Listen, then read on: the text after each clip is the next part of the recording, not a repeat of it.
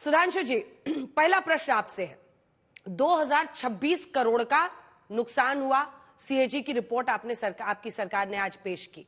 आप कह रहे हैं कि ये बहकाने के लिए इधर उधर की बातें कर रहे हैं, लेकिन 21 विधायकों को 3 दिन के लिए सस्पेंड कर देना, जब पहले बीजेपी विधायकों को बाहर ले जाते थे मार्शल, तो आप लोग कहते थे तानाशाही चल रही है, तो ये क्या है? वहां पर अगर विरोध कर रहा है कोई, तो इसमें क्या नाराजगी, और इस तरह से 3 दिन के लिए क्यों निलंबित करना? हाँ, बिल्कुल आपने सही कहा है।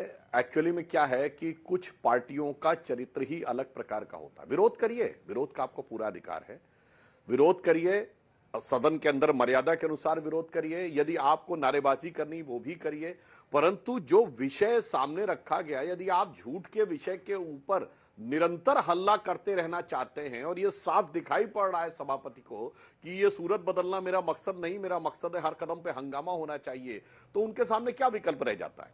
अब आप कह रहे हैं कि बाबा साहब अंबेडकर और भगत सिंह जी की फोटो हटा दी गई है, ऐसा तो नहीं है। मुख्यमंत्री ने बाद में सबका सामने करके दिखाया, और फिर भी यदि इनके मन में यह भाव था, तो मैं साफ साफ बताना चाहता हूं, आम आदमी पार्टी का गठबंधन इसी चुनाव में समाजवादी पार्टी के साथ था।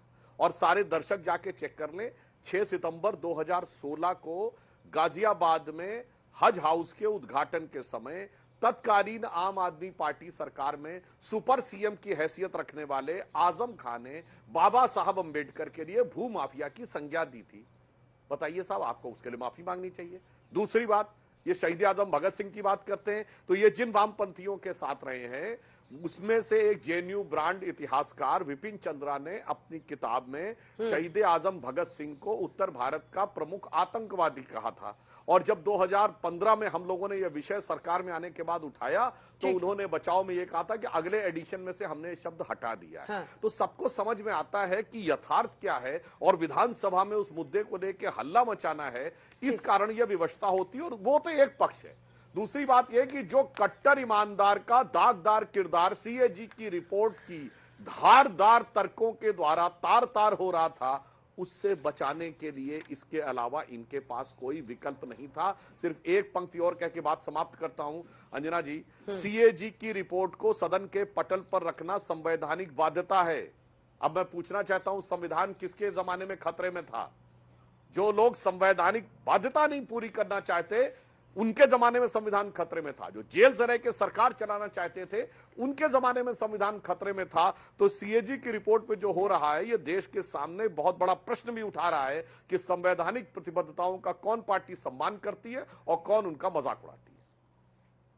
इससे पहले कि मैं आगे बढ़ूं, एकदम छोटा सा प्रश्न है, छोटा सा जवाब दीजिएगा। बार बार रेखा गुप्ता और प्रधानमंत्री नरेंद्र मोदी ने भी कई बार कई जगहों पर कहा है कि पाई पाई का हिसाब लेंगे। अब ये रिपोर्ट जो है वो पीएसी में जाएगी, 12 सदस्यीय कमेटी होगी। क्या करेगी आपकी सरकार, क्या करना चाहती है, कैसे करेगी? पाई पाई का हिसाब कैसे होगा? तो अदालत से होगा ना, क्या करेंगे?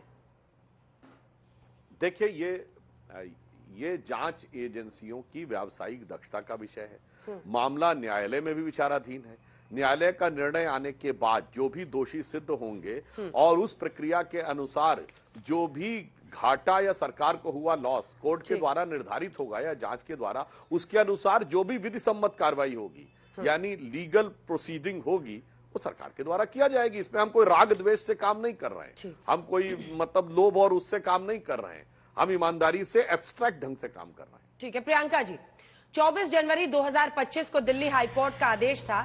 जस्टिस सचिन दत्ता ने कहा था, आदेश के 39 पॉइंट्स पर लिखा है कि इन रिपोर्ट 39वें पॉइंट पर लिखा है कि रिपोर्ट को सीएजी द्वारा संबंधित सरकार को भेजे जाने के बाद इन्हें सदन से बहुत लंबे समय तक रोके रखना संवैधानिक जनादेश के खिलाफ होगा। सीएजी दिखा दिखाकर देश को आप कांग्रेस के खिलाफ सत्ता में आए, और आप सीएजी को छुपा के बैठे हुए थे। मतलब वो भी 14 रिपोर्ट, लेखा जोखा देना, ये तो संविधान कहता है हर सरकार को। पहले तो अंजना जी, सबसे पहले ये कहना चाहूंगी कि देखिए, आपने नोटिस किया होगा कि सुधांशु जी बता नहीं पाए कि उन्होंने क्यों बाबा साहेब अंबेडकर जी की और उन्होंने क्यों शहीद आजम भगत सिंह जी की तस्वीर सीएम मुख्यालय से, सचिवालय से, सारे दफ्तरों से हटवा दी है। इनके जो बीजेपी के प्रेसिडेंट हैं, आज सुबह का उनका बयान है कि बाबा साहेब अम्बेडकर के लिखे संविधान में लिखा है कि प्रधानमंत्री और प्रेसिडेंट का पद सबसे ऊंचा होता है, और उन्होंने ये तर्क दिया है वो फोटो लगाने का। हमारा इनसे ये निवेदन है कि उनकी भी लगाइए, पर बाबा साहेब अम्बेडकर की शहीद आजम भगत सिंह जी की फोटोज को मत हटाइए, पहला चीज। दूसरी चीज, आपने देखा कि आज कम से कम सुधांशु जी ये नहीं बोले कि हमने घोटाला किया, आज कह रहे हैं कि लॉस। वो जानते हैं कि सीएजी में क्या लिखा है। देखिए, ये घोटाला होता है जो प्रधानमंत्री मोदी ने उनकी गवर्नमेंट को स्लैम करते हुए सीएजी ने कहा था कि 16,000 करोड़ पीएसयूज को इन्होंने घोटाला किया। उस पे कोई इनको आपत्ति नहीं है। इनको इस बात पे भी आपत्ति नहीं है कि हाल ही में प्रधानमंत्री मोदी ने 13 मधुशाला का उद्घाटन किया उत्तर प्रदेश में। इनको इस बात पे आपत्ति नहीं है कि सरकार, इनके अपने सरकार के कितने सारे लोग बिजनेस में हैं दारू के, इनको उससे आपत्ति नहीं है। इनको मैं बताना चाहूंगी और आपके दर्शकों को भी रिक्वेस्ट करूंगी कि ये सीएजी रिपोर्ट में साफ लिखा है कि नई पॉलिसी में एक काम जो आम आदमी पार्टी ने किया कि सरकारी इंटरवेंशन बिल्कुल बंद हो गया इस बिजनेस में। बिजनेस से, शराब के बिजनेस में सरकार का कोई काम नहीं होना चाहिए। बात कर रही हैं आप? दूसरा, क्या बात सीएजी क्या बात कर रही हैं? प्रियंका जी, एक काउंटर क्वेश्चन है। कोविड में लाइसेंस फीस में छूट 144 करोड़ रुपए की दी गई। आप बार बार आरोप लगाते हैं कोविड में यहाँ पर अगर भूखों को खिलाया जा रहा है तो उस पर पॉलिटिक्स होता है, सियासत होती है। यहाँ पर आप जो शराब वाले लाइसेंस फीस थे मेरे को मेरी बात पूरी करने दीजिएगा। ठीक है, इस स्पेसिफिक पॉइंट पर जवाब दीजिए। अंजना जी, मेरे को मेरी बात पूरी करने दीजिए। जी बिल्कुल दूंगी। मैं आपको सारे जवाब दूंगी, क्योंकि मुझे पता है कि भाजपा से कोई जवाब नहीं होते कि 16,000 करोड़ कैसे पीएसयू लॉस हुए, कि प्रधानमंत्री मोदी ने 13 मधुशाला का उद्घाटन क्यों किया, फाउंडेशन स्टोन क्यों रखा, उनसे कोई सवाल नहीं होंगे। मैं सारे दूंगी, एक बार मुझे अनइंटरप्टेड कंप्लीट करने दीजिएगा। उसी सीएजी में लिखा है कि 8911 करोड़ का टोटल प्रॉफिट होना था, पर वो प्रॉफिट घट के 6830 करोड़ क्यों रह गया? क्योंकि बीच में एलजी आ गए, बीच में ईडी आ गई, बीच में सीबीआई आ गई। इस वजह से वो प्रॉफिट कम रह गया। और आपको ये भी बता दूं, जो 6830 प्रॉफिट, इस 30 करोड़ का प्रॉफिट इस नई पॉलिसी के तहत हुआ था बिफोर रोलिंग बैक, वो भी प्रीवियस ईयर्स की तुलना में हाईएस्ट था, जो 4160 करोड़ था।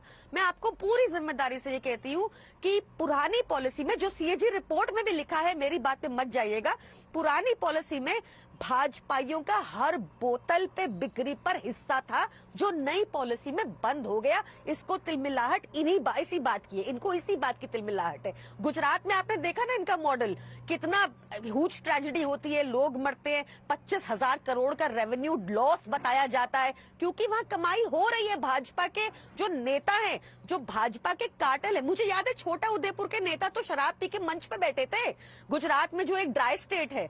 तो इनको दिक्कत इस बात की थी कि हमने भाजपाइयों का हिस्सा प्रति बोतल में कम खत्म कर दिया वो सिस्टम, और एक नई ट्रांसपेरेंट पॉलिसी लेके आए। इनको दिक्कत इस बात की थी, अंजना जी। तो ट्रांसपेरेंट पॉलिसी वापस क्यों ले ली प्रियंका जी? ट्रांसपेरेंट पॉलिसी वापस क्यों कर ली? और ये जो लाइसेंस वाले थे उनको 144 का छूट क्यों दिया, 144 करोड़ का? अंजना जी, मैंने ना इन बातों के उत्तर पहले भी बहुत बार दिए और अब भी देती हूँ। एक तो वापस इसलिए करनी पड़ी, जो मैंने आपको बताया संक्षेप में, एलजी, ईडी, सीबीआई की वजह से। उधर ईडी, सीबीआई हमारे पीछे भी पड़ गई, और जो बिजनेसमैन थे उनके पीछे भी पड़ गई। शरत रेड्डी के पीछे नहीं पड़ी थी, क्योंकि शरत रेड्डी से तो 60 करोड़ भाजपा को पहुंच गया था, तो उनके पीछे नहीं पड़ी ईडी, सीबीआई, छोड़ दिया था उनको। तो ये जो भाजपा की करतूत है, और जो 144 करोड़ की आपने बात की, कोविड टाइम में वो वाले सप्लायर वहां पे खोल नहीं पाए थे, वो लोग कोर्ट गए थे, कोर्ट का ऑर्डर था, ये इसलिए हुआ। तो आप इसको, अब मैं आपसे पूरी रिक्वेस्ट करूंगी कि इस सीएजी रिपोर्ट को अपनी रिसर्च टीम से पढ़वाइए, दिखवाइए, उसमें कंपैरिजन है न्यू पॉलिसी और ओल्ड पॉलिसी का, और आपको समझ आएगा कि क्यों भाजपा ने इतना बड़ा खेल रचा, क्योंकि इनका हर बोतल की बिक्री पर हिस्सा खत्म हो गया था। इनसे पूछिए शरत रेड्डी को, इन्होंने जवाब दीजिए 60 करोड़ सुधांशु जी, जवाब दीजिए। वो कह रही है कि हर बोतल पर आपका हिस्सा, इसके बाद आशुतोष जी बात करने दीजिए। पूछ लीजिए, एक बात और बोलिए, बहुत दिन बाद आई, बोलिए एक बात और। अच्छा, एक बात और, देखिए मेरे को लगता है कि सारा व्यूअर बड़ा इंटेलिजेंट है, और व्यूअर को भी समझ आएगा। आप बताइए ये कैसा करप्शन हुआ कि सरकारी खजाना बढ़ता ही गया, हाँ, कहीं आपको आज तक एक चवन्नी नहीं मिली, सब जगह सीएजी कह रहा है 2026 करोड़ का नुकसान हुआ मैडम। डिस्काउंट भी नहीं था मैडम सीएजी का कहना है कि अरे मैं 2026 बता रही करोड़ का हूँ नुकसान कैसे, हुआ। आपको बता रही हूँ। अंजना जी सुनिए, दोबारा ट्राई करती हूँ। नहीं, अब दोबारा आप नेक्स्ट राउंड में कीजिएगा। दर्शकों पर छोड़ते हैं ना, आपने समझा दिया, अगर आपको लगता है दर्शक समझ गए, लेकिन एक बार मैंडेट तो आ गया, मैंडेट आ गया है, दर्शकों को जो समझना था समझ लिया। सुधांशु जी एक बार बोल रहे हैं, उसके बाद से सुधांशु जी वो कह रही है हर बॉटल पर आप लोगों का मार्जिन था, वो रोका, इसलिए आप लोगों ने ये ड्रामा रचा है। देखिए क्या जबरदस्त आम आदमी पार्टी झूठ का किरदार निभाती है। देखिए आबकारी और पेट्रोल यानी एक्साइज और पेट्रोलियम दो ऐसे टैक्स हैं जो जीएसटी के दायरे में नहीं है। वो 100% राज्य सरकार के अंडर में है, क्योंकि कोई भी राज्य सरकार उसे जीएसटी में नहीं लाना चाहती थी, चाहे हमारी राज्य सरकार हो या किसी की। तो हमारी तो 27 साल से दिल्ली में सरकार ही नहीं थी।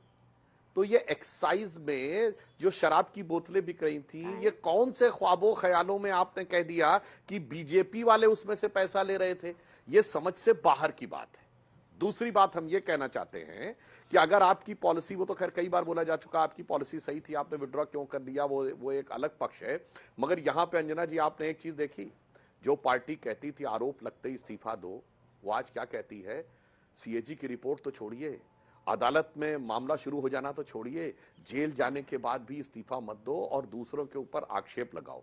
दूसरी बात मैं आपसे बहुत टेक्निकल ये कहना चाहता हूं कि जो अभी आपने एक शब्द बोला कि बाबा साहब अंबेडकर के संदर्भ में, तो मैं पूछना चाहता हूं ये शराब घोटाले में 2 पॉइंट सिर्फ, अगर आप मानते सब कुछ गलत था और ये आपके विरुद्ध फैब्रिकेटेड था, तो ये कौन सा पैरामीटर था कि केजरीवाल तो इस्तीफा नहीं देंगे और उसी आरोप में जाने पर मनीष सिसोदिया इस्तीफा देंगे? ये तो आपका अंदरूनी मामला है। पॉइंट नंबर 2, आपने अपने मैनिफेस्टो में लिखा था, इसका सीएजी रिपोर्ट से कोई लेना देना नहीं है, और खूब प्रचारित किया था 2013 में कि किसी भी इलाके में शराब की दुकान तब खुलेगी जब 75% महिलाएं उस क्षेत्र की अनुमति दे देंगी लिखित में। जरा दिखाइए कितनी जगहों पे आपने लिया। और लास्ट में मैं कहना चाहता हूं, बाबा साहब अंबेडकर और महात्मा गांधी जी के संदर्भ में जब शराब घोटाले में आप लोग अंदर गए थे और आपने शहीद आजम भगत सिंह का नाम प्रयोग किया था, उनके परिवार की तरफ से आपत्ति आई थी, ये ऑन रिकॉर्ड है। और दूसरा, क्यों गए थे आप महात्मा गांधी की समाधि के ऊपर जाके वहां के ऊपर वो करने? तो गांधी की तो आप फोटो लगाना उचित नहीं समझते थे।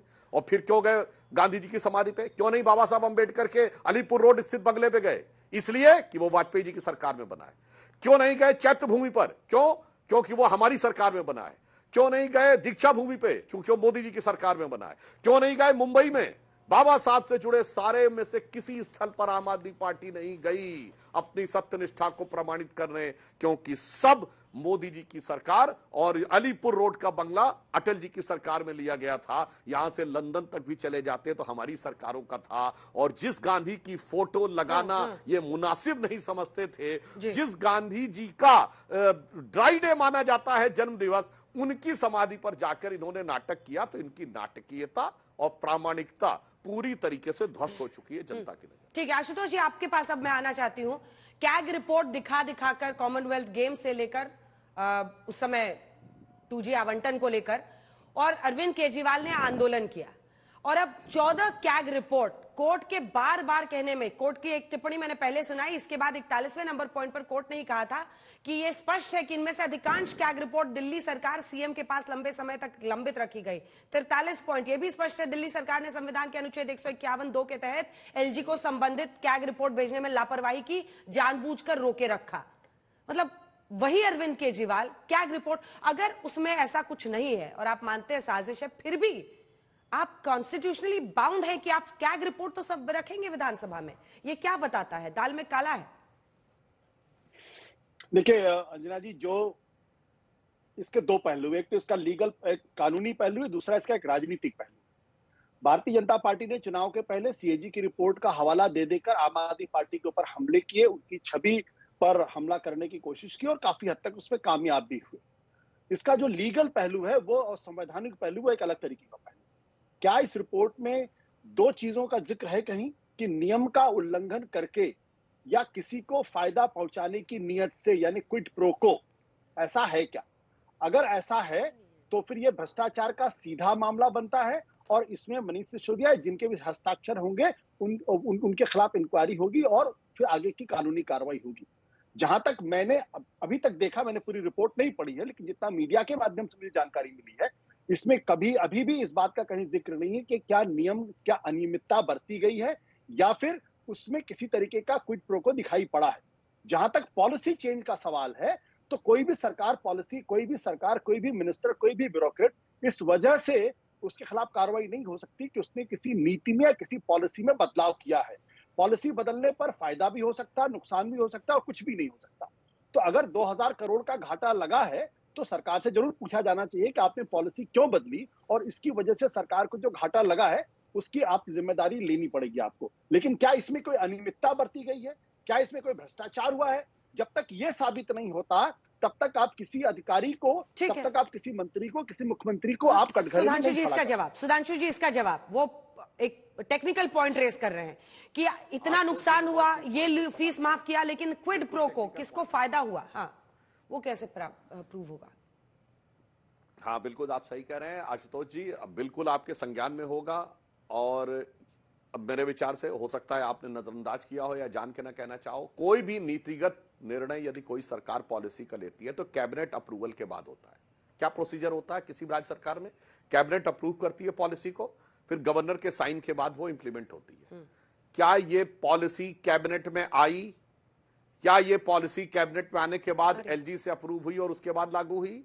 यदि नहीं हुआ, लागू पहले कर दिया गया और एलजी और अप्रूवल के लिए बाद में लाया गया, पहला संदेह यहां पे होता है। नंबर 2, इस बारे में जो एकदम अदालत ने एक्सेप्ट कर लिया था तो ऐसे नहीं था। ईमेल का उदाहरण है कि ईमेल पे पॉलिसी का ड्राफ्ट एक लाभार्थी को गया और उसने कुछ सजेशंस दिए, वो ईमेल का ट्रैक आया और वो सजेशंस पॉलिसी के हिस्से बने। इसीलिए जब जांच एजेंसियों ने मांगा तो दर्जनों की संख्या में मोबाइल गायब जो नष्ट कर दिए गए और अनेक लैपटॉप गायब हुए। इन सब चीजों से प्राइमा फेसिया जांच हुई। और रही बात इसकी जो आपने कहा पॉलिसी कोई भी बदल सकती है और उससे लाभ या हानि हो सकता, तो मैं ये भी बताना चाहता हूं 2G घोटाला हो या कोयले का घोटाला हो, ये सारी की सारी चीजें पॉलिसी के ऊपर ही सीएजी ने अपनी रिपोर्ट में कहा था। पर मैं सिर्फ ये कहना चाहता हूं अनेक राज्यों के खिलाफ सीएजी की रिपोर्टें आई हैं, पर कम से कम राज्यों ने उनको सदन के पटल पे रखा है। यह नई राजनीति का नया किरदार था जिसने कि उसको कभी सदन के पटल पर रखना ही उचित नहीं समझा। आशुतोष जी, तो आप मुझे उनकी लगता है बात पर हाथ रेस कर रहे थे, ठीक है, से देखें। छोटा सा और एक जवाब और दीजिए। उदाहरण दे, हाँ पूरा कर लीजिए सुधांशु जी, पूरा कर एक लाइन और कह दूं, हाँ। एक लाइन और कह दूं सर, एक उदाहरण आशुतोष जी एक लाइन में। आशुतोष जी आपको याद हो कि एयरपोर्ट के पास एक अलॉट किया गया था किसी को शराब की दुकान का, वो उसको एयरपोर्ट से क्लियरेंस नहीं मिला, तो 40 करोड़ रुपया जो उसका डिपॉजिट था, सिक्योरिटी डिपॉजिट, वो सरकार ने वापस कर दिया। अब मैं पूछना चाहता हूं बिल्कुल टेक्निकल, यदि वो क्लियरेंस प्राप्त करना उस वेंडर की जिम्मेदारी थी तो सरकार ने क्यों वापस किया? यदि वो सरकार की जिम्मेदारी थी, सरकार का हमारी जिम्मेदारी थी, हम नहीं दिला पाए, तो बगैर एयरपोर्ट के क्लियरेंस के उनको अलॉट क्यों कर दिया? तब तो साफ साफ दिखता ना कि आपने उसको सीधे फायदा पहुंचाया। ठीक है, बहुत साफ बात है। फिर कह रहा हूं अगर वेंडर की जिम्मेदारी थी तो सरकार को क्यों अपने ऊपर लेना और पैसा वापस करना? सरकार की जिम्मेदारी थी तो बगैर क्लियरेंस हुए अलॉट क्यों कर देना और अनरेस्ट मनी दे क्यों लेना? ऐसा बहुत सी ठीक है, आपने स्पेसिफिक पॉइंट रेस किया, आशुतोष जी इसका जवाब दे रहे हैं। स्पेसिफिक पॉइंट रेस किया, इसका दीजिए। और कैग रिपोर्ट दबाए रखने पर आपने कुछ नहीं बोला आशुतोष जी। देखिए सुधांशु जी भारतीय जनता पार्टी के प्रवक्ता, तो जाहिर सी बात है भारतीय जनता पार्टी का पक्ष रखेंगे। मैं एक राजनीतिक विश्लेषक, मैं अपने तरीके से चीजों को देखता हूं। मैं फिर इस बात को रिटरेट करना चाहता हूं कि जो अनियमितता, क्या सीएजी की रिपोर्ट में कहीं इसका जिक्र है या नहीं? मैंने रिपोर्ट नहीं देखी है, लेकिन जितना मीडिया में आया मुसाधार, क्या अनियमितता कहीं सीएजी ने लिखा कि इस पॉलिसी के बदलने में अनियमितता हुई या इसमें किसी तरीके का कुछ गड़बड़ झाड़ना किया गया, क्विड प्रो को हुआ या नहीं? मेरा प्रश्न इतना सा। जहां तक ईडी और सीबीआई की जांच का प्रश्न है, वो एक अलग तरीके का सवाल है, वो एक अलग तरीके का लीगल बैटल। सीएजी जिसको भारतीय जनता पार्टी ने मुद्दा बनाया था, उसके बारे में मैं ये कहना चाहूंगा कि सीएजी की रिपोर्ट ने बोफोर्स के बारे में भी जिक्र किया था, आज तक उसके बारे में कहीं कुछ प्रमाणित नहीं हुआ। सीएजी की रिपोर्ट ने कोल घोटाले के बारे में भी बात किया, 2G के बारे में बात किया, बाकी सारी चीजों का अदालत में आज तक प्रूफ नहीं हुआ, सीएवन की कॉमनवेल्थ घोटाले का भी। और तीसरी बार जब मामला आया है, इसलिए हम सब लोगों को सीएजी की रिपोर्ट पर जंप करने से पहले कम से कम पत्रकारों को सोचना चाहिए कि इसमें जो बातें कही गई हैं उसका क्या अर्थ है, क्या अर्थ नहीं है। अब ईडी सीबीआई के पास अगर कोई सबूत है तो अदालत के अंदर वो कन्विक्शन होगा और उस पर फिर आम आदमी पार्टी के लोगों को उसकी सजा मिलेगी।